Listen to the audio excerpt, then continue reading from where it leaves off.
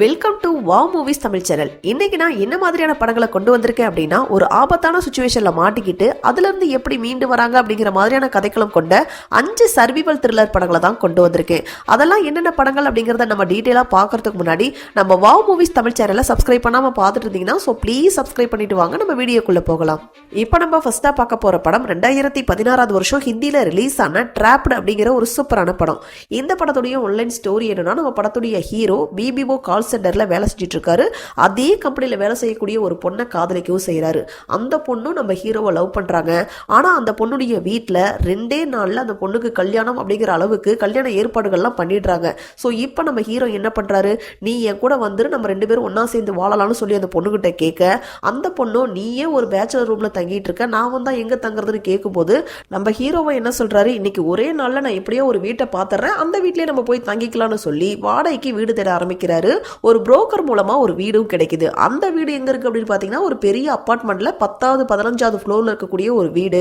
அந்த வீட்டை சுத்தி யாருமே கிடையாது. ஈவன் அந்த அபார்ட்மெண்ட்லயே யாருமே இல்ல. முழுசா கட்டிப்பிடிக்கப்படாத ஒரு அபார்ட்மெண்ட். அந்த அபார்ட்மெண்ட்ல ஒரே ஒரு வாட்ச்மேன் மட்டும் தான் இருக்காரு. அவருக்கும் காது கேட்காது. அவருக்கு இப்படி ஒருத்தர் வாடகைக்கு வந்திருக்காரு அப்படிங்கிற ஒரு விஷயமே தெரியல. சோ இந்த மாதிரியான ஒரு நிலையில நம்ம ஹீரோ ஒரு ஆபத்தான சுச்சுவேஷன்ல மாட்டிக்கிறாரு. கடைசியா அவர் தப்பிச்சாரா இல்லையா, தப்பிச்சார் அப்படின்னா அவர் எப்படி தப்பிச்சார் அப்படிங்கிறது தான் இந்த படத்துடைய மீதி கதை. சோ இந்த படத்தை பத்தி நான் வெறும் 10 நிமிஷம் என்ன நடந்துச்சு அப்படிங்கிற விஷயத்தை தான் சொல்லியிருக்கேன். அவர் எப்படி அந்த அபார்ட்மெண்ட்ல மாட்டிக்கிட்டாரு அப்படிங்கிற விஷயத்தை நான் ரிவீல் பண்ணல. அதெல்லாம் நீங்க படத்தை பார்த்தே தெரிஞ்சுக்கோங்க. சோ இந்த படத்துடைய பாசிட்டிவ் அப்படின்னா, இந்த படத்துல நடிச்சிருந்த ஹீரோவுடைய ஆக்டிங் சூப்பராகவே இருந்துச்சு. ஸ்ரீ 2 இந்த மாதிரியான படங்கள்ல நடிச்ச ராஜ்குமார் ராவ் தான் இந்த படத்துலயும் ஹீரோவா நடிச்சிருக்காரு. ஒரு தனியா ஒரு இடத்துல மாட்டிக்கிட்டோம் அப்படின்னா அவங்களுடைய மனநிலைமை எப்படி இருக்கும் அப்படிங்கறத ரொம்ப தத்ரூபமாவே காட்டி நடிச்சிருக்காரு. சோ அவருடைய ஆக்டிங் சூப்பராகவே இருந்துச்சு.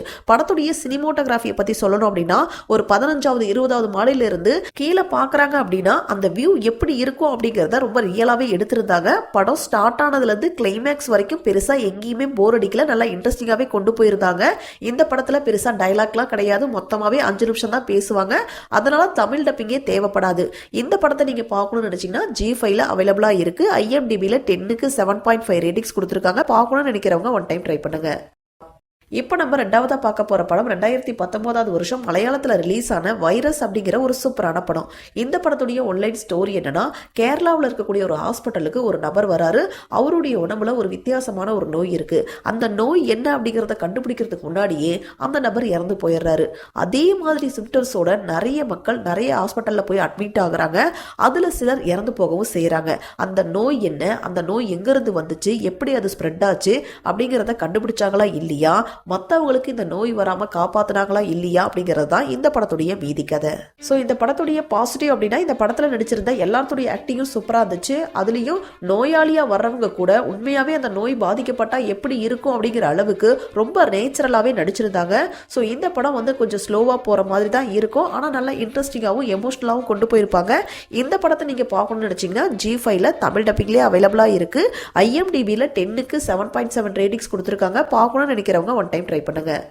இப்போ நம்ம 3வதா பார்க்க போற படம் 2022 வருஷம் ரிலீஸ் ஆன ஹாலிவுட் படமான ஃபால் அப்படிங்கிற ஒரு சூப்பரான படம்.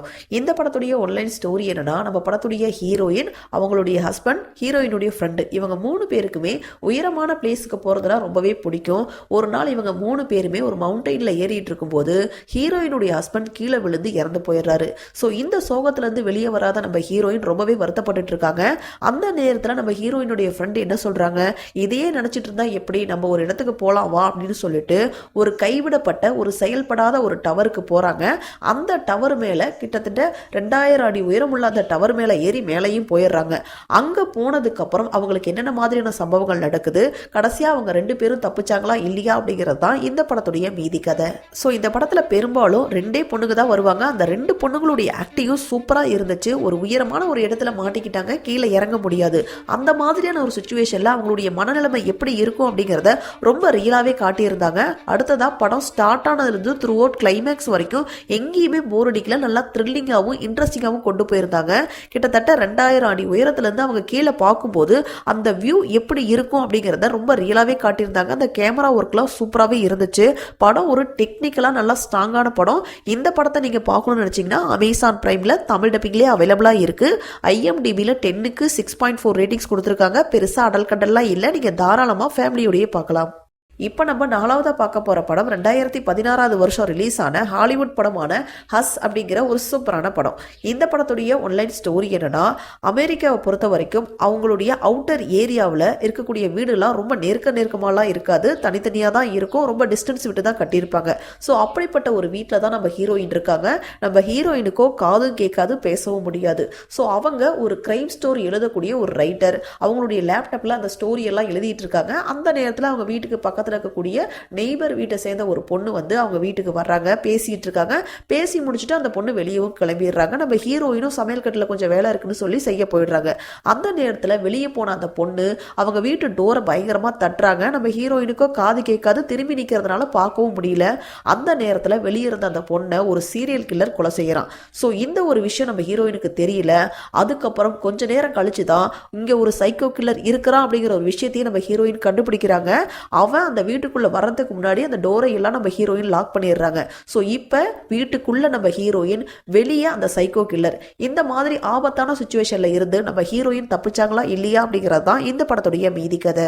ஸோ இந்த படத்தில் மொத்தமாகவே 2 கேரக்டர் தான். ஒருத்தங்க ஹீரோயின், இன்னொருத்தங்க இந்த சைக்கோ கில்லர். இந்த 2 பேர்த்துடைய ஆக்டிங்கும் சூப்பராகவே இருந்துச்சு. அதுவும் ஹீரோயினுடைய ஆக்டிங்லாம் வேற லெவலில் இருந்துச்சு. இந்த படத்தில் ஹீரோயினாக நடிச்சவங்க வேற யாரும் கிடையாது, இந்த படத்துடைய டேரக்டருடைய ஒய்ஃப் தான். அவங்க தான் இந்த படத்துக்கு கதை எழுதின கதையாசிரியரும் கூட. ஸோ இவங்களுடைய ஆக்டிங்லாம் சூப்பராகவே இருந்துச்சு. படம் ஸ்டார்ட் ஆனதுலேருந்து எண்டு கார்டு போடுற வரைக்கும் நல்லா த்ரில்லிங்காகவும் விறுவிறுப்பாகவும் கொண்டு போயிருந்தாங்க. எங்கேயுமே போர் அடிக்கல. படத்துடைய சினிமோட்டோகிராஃபி, எடிட்டிங், பேக்ரவுண்ட் மியூசிக் எல்லாமே சூப்பராகவே இருந்துச்சு. ஸோ இந்த படம் மொத்தமாகவே 1.5 மணி நேரம் தான். ஸோ சீக்கிரமாக குயிக்காக பார்த்து முடிச்சிடக்கூடிய ஒரு படம் தான். இந்த படத்தை நீங்கள் பார்க்கணும்னு நினச்சிங்கன்னா ஃப்ளக்ஸ் அப்படிங்கிற மொபைல் ஆப்பில் ஃப்ரீயாகவே அவைலபிளாக இருக்குது. தமிழ் டப்பிங் இருக்கான்னு கேட்டுறாதீங்க, ஏன்னா பெருசாக டைலாக்கே இந்த படத்தில் இருக்காது. அதனால தமிழ் டப்பிங் தேவையே படாது. IMDbல 10க்கு 6.6 ரேட்டிங்ஸ் கொடுத்துருக்காங்க. பெருசாக அடல் கண்டெல்லாம் இல்லை, ஆனால் கொஞ்சம் வயலன்ஸ் சீன்ஸ் இருக்குது. குழந்தைங்களோட பார்க்குறத அவாய்ட் பண்ணிக்கிங்க. இப்போ நம்ம லாஸ்ட்டாக பார்க்க போகிற படம் 2022 வருஷம் ரிலீஸ் ஆன தொங்கலுன்னாரு ஜாக்கிரதா அப்படிங்கிற ஒரு தெலுங்கு படம். இந்த படத்துடைய ஒன்லைன் ஸ்டோரி என்னன்னா, நம்ம படத்துடைய ஹீரோ ஒரு கார் மெக்கானிக்காக இருக்காரு. சின்ன சின்ன திருட்டு வேலைகள் எல்லாம் செஞ்சுட்டு இருக்காரு. ஒரு நாள் அவருடைய ஷாப்புக்கு வரக்கூடிய ஒரு காரில் இருக்கக்கூடிய பொருட்களை, இல்லை காரை திருடலாம் அப்படின்னு சொல்லிட்டு அந்த காருக்குள்ளே போகிறாரு. அங்கே போனதுக்கப்புறம், அந்த காருக்குள்ளே ஏறினதுக்கப்புறம் காரை விட்டு வெளியே வர முடியாத அளவுக்கு உள்ள லாக் ஆயிடுறாரு. ஸோ இப்போ நம்ம ஹீரோ அந்த கார்லேருந்து வெளியே வந்தாரா இல்லையா, எப்படி அந்த காருக்குள்ளே மாட்டிக்கிட்டார் அப்படிங்கிற தான் இந்த படத்துடைய மீதி கதை. ஸோ இந்த படத்துடைய பாசிட்டிவ் அப்படின்னா, இந்த படத்தில் நடிச்சிருந்த ஹீரோவுடைய ஆக்டிங் அப்படின்னே சொல்லலாம். மொத்த படத்தையும் அவர் தான் தாங்கி பிடிச்சிருக்காரு. ஃபர்ஸ்ட் ஹாஃப்லாம் நல்லா ஓரளவுக்கு இன்ட்ரெஸ்டிங்காகவே கொண்டு போயிருந்தாங்க. பட் செகண்ட் ஹாஃப் தான் கொஞ்சம் போர் அடிக்கிற மாதிரி இருந்துச்சு. கொஞ்சம் ஆவரேஜாக இருந்த மாதிரி ஃபீல் ஆச்சு. எமோஷனலாகவும் த்ரில்லிங்காகவும் கொண்டு போயிருந்தாங்கன்னா ஓவராலாக இந்த படம் சூப்பரான படமாகவே வந்திருக்க வாய்ப்பு இருக்குது. இது ஒரு ஆவரேஜான படம் தான். பட் சர்வைவல் த்ரில்லர் ஃபேன்ஸுக்கு இந்த படம் பிடிக்கிறதுக்கான வாய்ப்புகள் இருக்குது. இந்த படத்தை நீங்கள் பார்க்கணும்னு நினச்சிங்கன்னா நெட்ஃப்ளிக்ஸில் தமிழ் டப்பிங்லேயே அவைலபிளாக இருக்குது. IMDbல 10க்கு 5.1 ரேட்டிங்ஸ் கொடுத்துருக்காங்க. பெருசா அடல் கண்டெல்லாம் இல்லை, நீங்க தாராளமா ஃபேமிலியோடய பார்க்கலாம். ஸோ இதே மாதிரி சூப்பரான படங்களை பத்தி நீங்க தெரிஞ்சுக்கிறதுக்கு நம்ம வாவ் மூவிஸ் தமிழ் சேனலை மறக்காம சப்ஸ்கிரைப் பண்ணுங்க, லைக் பண்ணுங்க, ஷேர் பண்ணுங்க, கமெண்ட் பண்ணுங்க. தேங்க்யூ.